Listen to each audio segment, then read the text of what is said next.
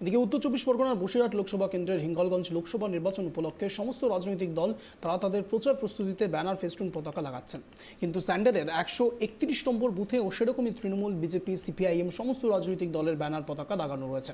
অভিযোগ, বুধবার রাতের অন্ধকারে তৃণমূলের দলীয় পতাকা ছিঁড়ে দেওয়া হয়েছে, প্রার্থীর ছবি লাগানো ব্যানার পুড়িয়ে দেওয়া হয়েছে। অভিযোগের তীর বিজেপির বিরুদ্ধে, পাল্টা অভিযোগ অস্বীকার বিজেপির।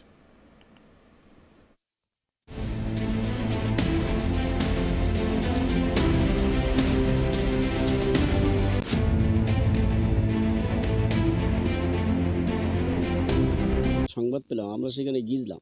আমরা দেখলাম আমাদের একটা জায়গায় মানে অনেক রাস্তার 1 মাইল পর্যন্ত যত পতাকা ফেস্টুন লাগানো ছিল সেইগুলোকে আমাদের প্রার্থীর মুখে আগুন দিয়ে পোড়ানো হয়েছে। তারপর ফ্ল্যাগগুলোকে পোড়ানো হয়েছে। ওদের ফ্ল্যাগগুলো কেউ করতে করে না। বিজেপির ছেলেরাই এই কাজগুলো প্রত্যেকবারেই করে। 2013 সালে আমি যখন ওই গ্রাম সভায় ভোটে দাঁড়িয়েছিলাম, ঠিক সেই সময় নাম বলতে পারবেন? আমরা এখনও চেষ্টা করছি যে বিজেপি ছাড়া অন্য কোনো দল এই কাজগুলো করে না। আপনারা কি অভিযোগ করেছেন? হ্যাঁ, আমরা অভিযোগ লিখিতভাবে আমরা থানায় করেছি এবং আমাদের থানা থেকে এসেছিল অভিজিৎবাবু এসআই, তারা তদন্ত করছে। হ্যান্ডেলবিল অঞ্চলের যে ঘটনাটা ঘটেছে সেটা আমাদের কানে এসেছে। ওরা বিজেপিকে দই দিচ্ছে, কিন্তু বিজেপি এমন কাজ করে না। বিজেপির ছেলেরা এরকম ঘটনায় জড়িত নয়।